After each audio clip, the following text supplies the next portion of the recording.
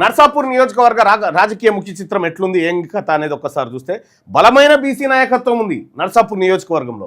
అయితే ఇటీవల కాలంలో అక్కడ నర్సాపూర్ నియోజకవర్గంలో కాంగ్రెస్ పార్టీ నుంచి గాలి అనిల్ కుమార్కి ఇస్తే గెలుస్తాడని చెప్పి రెడ్లంతా వ్యూహం బమ్ని గాలిని ఏది మొత్తం ఆగమాగం ఇటాడు తిప్పి ఆగం చేసి పారేసారు. అంటే గెలిచే ఛాన్స్ వస్తుందనే టైంకు డిస్టర్బ్ చేస్తారన్నట్టు.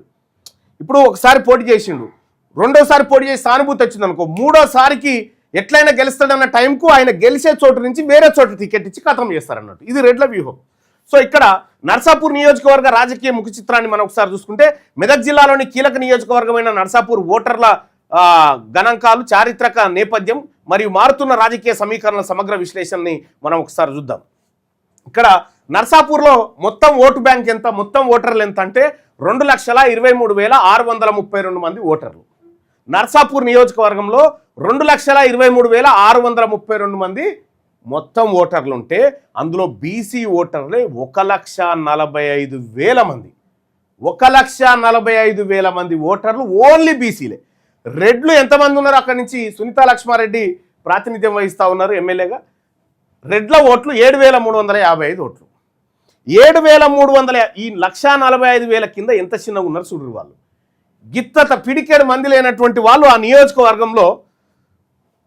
ఇక్కడ చూస్తే విఠల్ రెడ్డి, గంధం బీరయ్య అని ఒక ఆయన, ఇక తర్వాత జగన్నాథరావు, వాకిటి సునీతా లక్ష్మారెడ్డి, మదన్ మోహన్ రెడ్డి 2018 నాటికి. అక్కడ బీసీ నాయకత్వం ఎంత బలంగా ఉందంటే బీసీ నాయకుల్ని ఒకసారి చూస్తే మురళీ యాదవ్ అక్కడ ఏది బలమైనటువంటి బీసీ నాయకుడు. ఆంజనేయులు గౌడ్ ఇప్పుడు కాంగ్రెస్ పార్టీ జిల్లా అధ్యక్షుడిగా ఉన్నట్టున్నాడు ఆయన. తర్వాత సంతోష్ బుద్ధిరాజు మాజీ జెడ్పీటీసీ, గాలి అనిల్ కుమార్, కల్లూరి హరికృష్ణ, వల్లాస్ మల్లేష్ గౌడ్, వీళ్ళందరూ కూడా బలమైన బీసీ నాయకత్వం. వీళ్ళు ఎమ్మెల్యేలు కావడానికి అర్హత ఉన్నటువంటి బలమైన బీసీ సామాజిక నాయకత్వం. వీళ్ళ కింద వీళ్ళ కాలుగోటు కూడా పనికిరారు మళ్ళీ వాళ్ళు ఇప్పుడున్నటువంటి వాళ్ళు కూడా. ఇంకా వాళ్ళు కాకుండా చాలా క్రియాశీలకంగా ఆ నర్సాపూర్ నియోజకవర్గంలో ఉన్నటువంటి వాళ్ళని చూస్తే గడ్డమీది నాగరాజ్ గౌడు, ఆ దుర్గప్ప గారి అశోక్ గౌడు, వనపుల బుచ్చేసి యాదవ్, గొల్ల రుక్కమ్మ మున్సిపల్ కౌన్సిలర్గా పనిచేస్తూ ఉంది. అక్కడ ఆ సామాజిక వర్గం పట్టుంటుంది.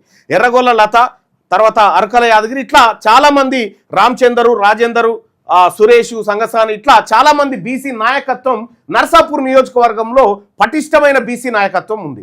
అయితే వీళ్ళందరినీ కూడా ఎప్పుడు కూడా వీళ్ళు కొంతమంది వాళ్ళు కొంతమంది చీల్చుకారే, నువ్వు వీళ్ళని ఎత్తుకపో, నేను వీళ్ళని ఎత్తుకపోతా, వీళ్ళని గెలవనీయకుండా చేయాలి అనేటువంటి కుట్రలు కుతంత్రాల మీద వాళ్ళ పాలిటిక్స్ జరుగుతూ ఉండే. ఇక్కడ వాళ్ళు 1,45,000 ఓట్లు బీసీలే, ఓన్లీ బీసీలే. 7,000 ఓట్లు ఉన్నటువంటి వాళ్ళు ఏకఛత్రాధిపత్యంగా నర్సాపూర్ నియోజకవర్గాన్ని నేల్తా ఉన్నారు. ఈ 7,000 తోటి వాళ్ళు డిపాజిట్ కూడా రాదు, వాళ్ళ ఓట్లు వాళ్ళు వేసుకుంటే. మన ఓట్లు మనం 2028లో బీసీలమంతా ఒకటి అయినాం కాబట్టి బీసీల ఓట్లు బీసీలు వేసుకుంటే 1,45,000 ఓట్లు అంటే అసలు ఇవన్నీ డిపాజిట్ కూడా రాదు. ఇది మనకు నర్సాపూర్ అసెంబ్లీ నియోజకవర్గం అయితే